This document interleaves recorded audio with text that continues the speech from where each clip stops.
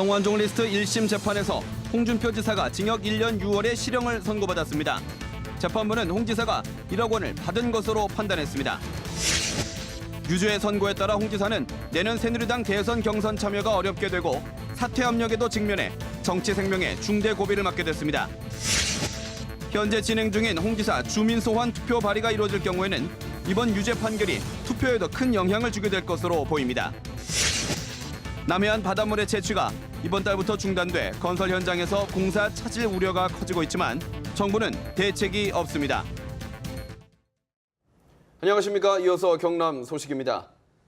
불법 정치자금을 받은 혐의로 재판을 받은 홍준표 경남지사가 1심에서 유죄를 선고받았습니다.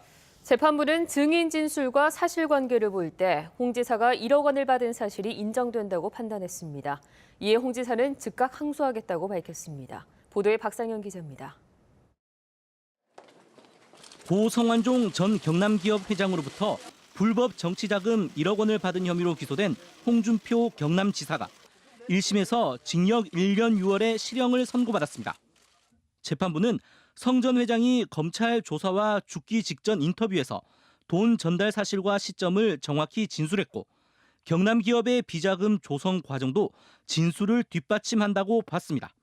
또 금품을 전달한 윤승모 전 경남기업 부사장의 진술이나 기억이 부정확하지만 시간이 오래된 점과 다른 증인의 진술을 고려할 때 진술을 믿을 만하다고 판단했습니다. 게다가 홍 지사에게 1억 원을 준 것을 확인했느냐는 윤 전 부사장의 질문에 대해 성 전 회장이 확인했다고 답했고 홍 지사의 측근이 윤 전 부사장을 회유하는 과정에서 횡령한 사실에 대해서는 대화하지 않았다며 배달 사고 가능성을 배제했습니다. 재판부는 이런 점에 비춰 홍 지사의 불법 정치자금 수수를 인정해 유죄를 선고했습니다. 하지만 재판부는 홍 지사가 현직 자치단체장인 점을 고려해 법정 구속은 하지 않았습니다. 이에 대해 홍 지사는 전혀 예상하지 못한 판결이라며 항소 의지를 밝혔습니다. 제가 받는 기분은 마치 무상강도 당한 그런 기분입니다. 항소해서 바로 잡겠습니다. 한편 재판부는 1억 원을 건넨 혐의로 기소된 윤 전 부사장에게는 징역 6월에 집행유예 1년을 선고했습니다. KBS 뉴스 박상현입니다. 홍준표 경남지사가 유죄 선고를 받으면서 정치 생명의 최대 위기를 맞게 됐습니다. 내년 새누리당 대선 경선 참여가 사실상 어렵게 된 데다 거센 사퇴 압박으로 도지사직 수행도 쉽지 않을 것으로 보입니다. 김현수 기자의 보도입니다. 홍준표 경남도지사는 지난해 초부터 차기 대권 도전 의지를 밝히며 내년 새누리당 대선 경선 참여 의사도 내비쳤습니다. 대통령이 되더라도 미래만 보고 가는 그런 대통령이 되고 대한민국이 한 단계 더 업그레이드 되는 그런 사회가 됐으면 좋겠습니다. 하지만 이번 법원의 실형 선고로 항소와 상고심에서 무죄 선고가 나지 않을 경우 홍 지사는 비리 정치인으로 새누리당 대선 잠룡 후보에서 멀어지게 됐습니다. 또 새누리당 당원권 정지 조치가 계속 유효하면서 대선 경선 참여 자체도 가로막혔습니다. 여기다 1심에서 법정 구속은 면했지만 항소심 재판 결과에 따라서는 법정 구속도 배제할 수 없게 됐습니다. 야권과 시민사회단체의 거센 사퇴 압력에도 자유롭지 못합니다. 유죄 판결을 받은 홍준표 지사가 또 무슨 낯으로 공무원을 대하겠습니까? 즉시 도지사직을 내려놓아야 합니다. 일부에서는 차기 도지사 후보까지 거론되는 등 경남 도정 장악력도 떨어질 것으로 우려됩니다. 내년부터 새누리당 대선 경선 참여를 시사했던 홍준표 도지사의 대권 계획에는 빨간불이 켜졌고 경남 도지사직 유지마저 힘겹게 됐습니다. KBS 뉴스 김현수입니다. 홍준표 지사는 이제 항소심 재판뿐만 아니라 주민 소환 투표 발의 여부도 걱정해야 하는 처지에 놓여 있습니다. 투표가 발의될 경우 1심 유죄 판결이 투표에도 큰 영향을 주게 될 것으로 보입니다. 보도에 진정은 기자입니다. 무상급식 중단 사태로 촉발된 홍 지사에 대한 주민소환 투표 청구 서명운동. 현재 보정서명부 심사 절차가 진행되고 있습니다. 경남선거관리위원회는 오는 26일 위원회의를 열어 주민소환 투표 발의 여부를 최종 결정할 예정입니다. 3만여 명으로 추정되고 있는 보정 서명 가운데 27,200여 명이 유효 판정을 받으면 주민소환 투표는 발의됩니다. 투표가 발의되면 홍 지사에 대한 이번 1심 유죄 선고가 투표율과 결과에도 큰 영향을 줄 것으로 보입니다. 불법 정치자금 수수 혐의에 대한 도민 여론이 급속히 악화될 가능성이 크기 때문입니다. 오늘 이 선고가 앞으로 홍준표 도지사 주민소환에 영향을 미칠 거라 생각을 하고요. 저희들도 나머지 힘을 보태서 최선을 다해서. 홍 지사 임기는 오는 2018년 6월까지로 아직 1년 10개월여 남아 있습니다. 주민소환 투표가 발의되면 홍 지사는 일단 직무가 정지되고 정치자금법 위반 항소심 재판까지 받아야 하는 험로가 기다리고 있습니다. KBS 뉴스 진정훈입니다. 다음 소식입니다. 남해바다에서 이루어지던 모래 채취가 이달부터 중단돼 건설 현장에서 공사 차질 우려가 커지고 있습니다. 채취 연장 여부를 두고 정부 부처 간 협의가 되지 않고 있는 건데요. 정부는 이에 대한 아무런 대책도 가지고 있지 않습니다. 손원혁 기자가 보도합니다. 창원의 한 레미콘 업체, 레미콘 원료인 모래를 쌓아둔 야적장이 비어갑니다. 바닷모래 공급이 이달부터 끊긴 겁니다. 이대로라면 모래 재고가 이틀이면 동이 납니다. 천루배를 공급한다 하게 돼 있다면 그거 다 할 수는 없고 일부분적으로 또 회사도 선별해서 부분적으로밖에 출하를 수 없다.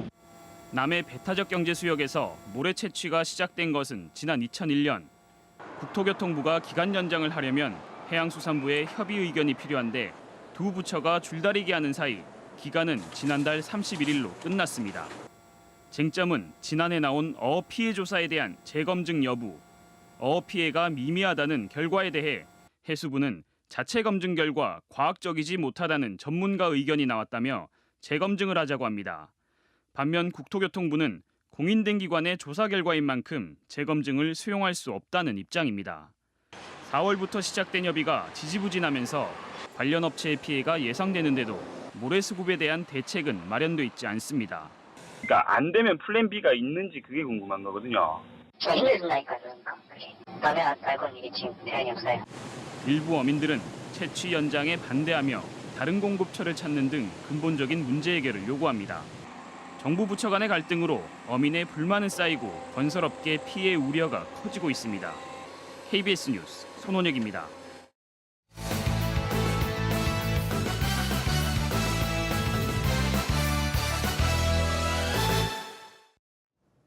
주요 단신입니다. 콜레라 발생으로 어려움을 겪고 있는 수산업계의 활기 진작을 위한 수산물 소비 촉진 시식회가 오늘 마산 어시장에서 열렸습니다. 경남 도내 기관장과 수협 관계자, 어민단체 등 100여 명의 참석자들은 도내 어시장과 횟집 등은 위생적으로 안전하고 화로회 등도 웰빙 식품인 만큼 적극적인 수산물 소비 촉진에 동참해 주기를 당부했습니다. 창원시가 자원순환의 중요성을 알리기 위해 재활용품 선별 현장 체험 행사를 합니다.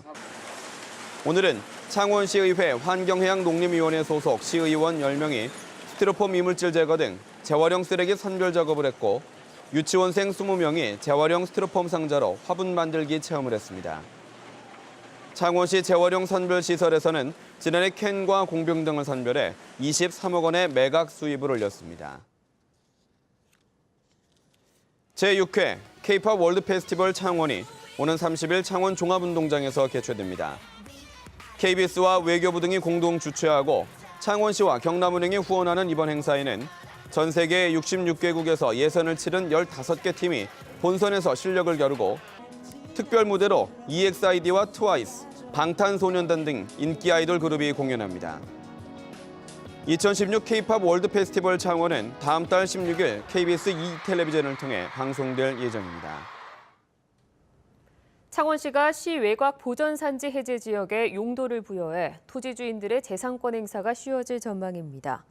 창원시는 산림청이 처리한 보전산지 해제 지역 80만 제곱미터에 대해 도시관리 계획을 결정하고 지형 도면을 고시했다고 밝혔습니다. 전체 249필지 가운데 4필지는 농림지역으로 존치하고 252필지는 계획이나 생산, 보전관리 지역으로 용도를 부여했습니다. 도의원이 창원시 간부를 폭행해 경찰에 입건됐습니다. 창원 서부경찰서는 박모도 의원이 어제 저녁 8시쯤 창원시 도계동의 한 도로에서 마주친 창원시청 홍모 과장이 인사를 받아주지 않는다는 이유로 자신에게 욕설을 했다며 머리로 이마를 들이받은 혐의로 입건됐습니다. 폭행을 당한 창원시 간부는 이마가 찢어져 병원에서 봉합수술을 받았고 경찰은 현장 CCTV 화면 등을 수집해 사건 경위를 조사하고 있습니다. 창원지방법원 형사 1단독이 의장단 선거 지지를 부탁하며 동료 의원에게 돈을 건넨 혐의로 기소된 손태환 창녕군의회 전 의장에게 징역 1년 6월에 집행유예 3년을 선고했습니다. 또 손 전 의장의 돈을 동료 의원에게 전달한 혐의를 받고 있는 박재홍 전 부의장에게는 징역 1년에 집행유예 2년을 선고했습니다. 손 전 의장은 지난 6월 박 전 부의장을 통해 동료 의원에게 500만 원을 건네는 등의 혐의로 구속 기소됐습니다. 올해 상반기 경남에서 매매된 아파트를 분석한 결과 창원시 매매가가 3.3제곱미터당 942만 원으로 경남에서 가장 비쌌던 것으로 나타났습니다. 동남지방통계청의 상반기 경남 아파트 거래 특성 자료에 따르면 3.3제곱미터당 창원시가 942만 원, 김해 861만 원, 거제 840만 원, 진주와 통영이 700만 원대로 뒤를 이었습니다. 전세가도 창원시가 743만 원으로 가장 비쌌고 진주 740만 원, 거제 722만 원, 김해와 양산이 600만 원을 기록했습니다. 경상남도가 농림축산식품부 농산어촌 개발 공모에 101개 사업이 선정돼 국비 1,129억 원을 확보했다고 밝혔습니다. 경남 소식이었습니다.